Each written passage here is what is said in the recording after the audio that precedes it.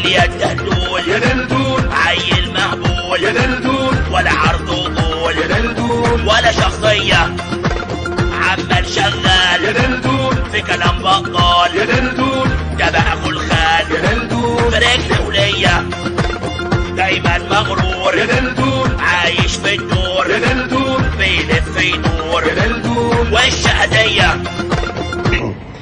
بدأنا المشاكل. النادي الأهلي عنده مباراة مهمة جدا جدا مع اتحاد العاصمة في مدينة الطائف اللي بتبعد عن مدينة القاهرة تقريبا ساعتين بالطيارة ودايركت لمدينة الطائف. النادي الأهلي قبليه عنده معسكر في النمسا في نفس التوقيت. منتخب مصر عنده مباراة مهمة مع إثيوبيا، مهمة من حيث يعني التصنيف والنقاط اللي بيحصل عليها منتخب مصر، خصوصا انها مباراة رسمية وليست مباراة ودية. اي نعم احنا وصلنا كأس الامم الافريقية، لكن تبقى مباراة رسمية. ومن بعديها بكذا يوم عندنا مباراة مهمة جدا ايضا مع المنتخب التونسي الشقيق اللي كان موجود في كأس العالم. عمال شغال يا دلدول، في كلام بطال يا دلدول، ده بقى خلخال يا دلدول، برجل ولية دايما مغرور يا دلدول، عايش في الدور يا دلدول، بيلف يدور يا دلدول. وش هدية. يلا ابتدت الاقاويل وابتدى النادي الاهلي يطلب عدم ضم لعيبته لمنتخب مصر، لان النادي الاهلي بيلعب باسم مصر. طب يا ترى النادي الاهلي بيلعب باسم مصر ومصر بتلعب باسم مين؟ تاريخك طين يا دلدول، مليان اسفين يا دلدول، هو انت منين يا دلدول، ده انت عفية. يلا يا فقطوطة يا دلدول، روح البس فوطة يا دلدول، من غير ملقوطة يا دلدول. غاوي مراتية. السنة اللي فاتت على ما أتذكر كان النادي الزمالك عنده مباراة مع تشاد في دور 64 في بطولة أفريقيا للأندية أبطال الدوري، وفي نفس الوقت كان في مباراتين وديتين مع منتخب النيجر ومنتخب ليبيريا اللي جايين كمان بدون لاعبتهم الأساسيين. يعني ماتشين ضعاف جدا جدا، لكن تبقى او يبقى ان هم بيلعبوا لمنتخب مصر. ايه اللي حصل السنه اللي فاتت؟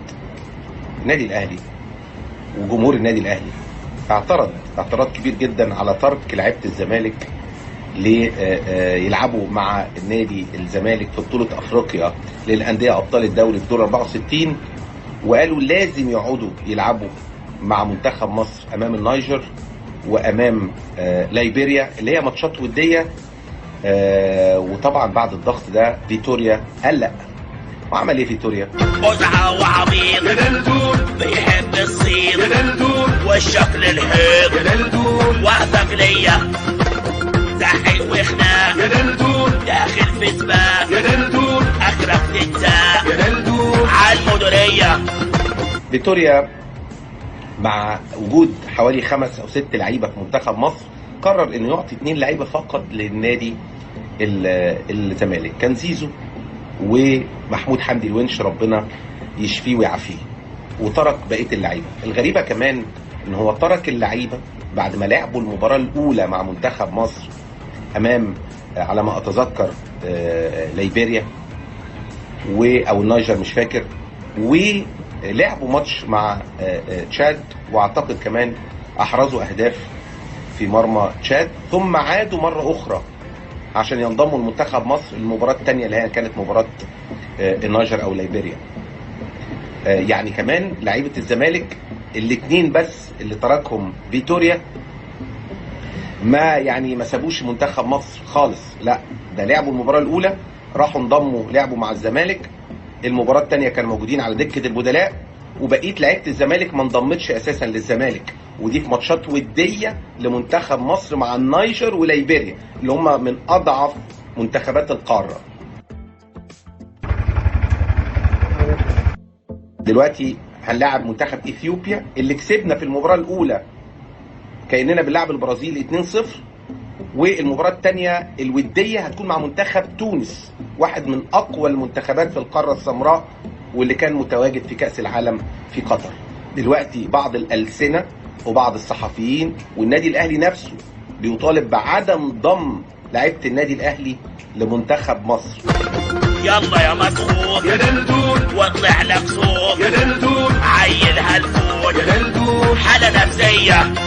السنة اللي فاتت كان فيه هجوم غير طبيعي على عضو اتحاد الكرة المصري حازم إمام، لأنه كان ليه دور إنه يسيب 2 لعيبة يلعبوا مع الزمالك رغم إنه لعبوا المباراة الأولى وهينضموا في المباراة الثانية. فإزاي حازم إمام يعمل كده؟ وكانت حكاية ورواية. سبحان الله، بعديها بسنة بيحصل نفس القصة، لكن دلوقتي النادي الأهلي بيطالب بمصلحته وجمهور النادي الأهلي عامل نفسه من بنها كالعادة، يعني اللي هم كانوا بيطالبوا أو بيهاجموا حازم إمام أو بيتكلموا على الزمالك السنة اللي فاتت. طيب، اللي قبليها كان النادي الأهلي عنده كأس العالم للأندية، وفي نفس الوقت منتخب مصر كان عنده كأس الأمم الأفريقية اللي كانت مقامة في الكاميرون. بعض الألسنة ابتدت تطالب إن النادي الأهلي ياخد لعيبته، بل كمان دلوقتي بيقول لك النادي الأهلي جدع ساب لعيبته وقت كأس العالم للأندية، كانت مباراة واحدة لأنهم انضموا في المباراة الثانية لمنتخب مصر، رغم ان النادي الاهلي ولا اي منتخب في العالم ولا اي نادي في العالم يحق ليه انه يضم لعيبته في بطوله رسميه قاريه، كاس الامم الافريقيه، كاس الامم الاوروبيه، كاس الامم الاسيويه، كوبا امريكا او امريكا الجنوبيه، امريكا الشماليه. لكن ده كان الحال عندنا في الاعلام في مصر. كنت حابب بس اقول اللي حصل والاحداث اللي حصلت في السنتين اللي فاتوا، ونشوف شيزوفرينيا التعامل مع كل مرة بينضم فيها لعيبة الأندية للمنتخب. سماوي ولون يا دلدول وشك متلون يا دلدول يا صغنون يا دلدول اهدى عليا وادي خد القضية يا دلدول في الحتة الفاضية يا دلدول تقعد بالعافية يا دلدول يا ابن بهية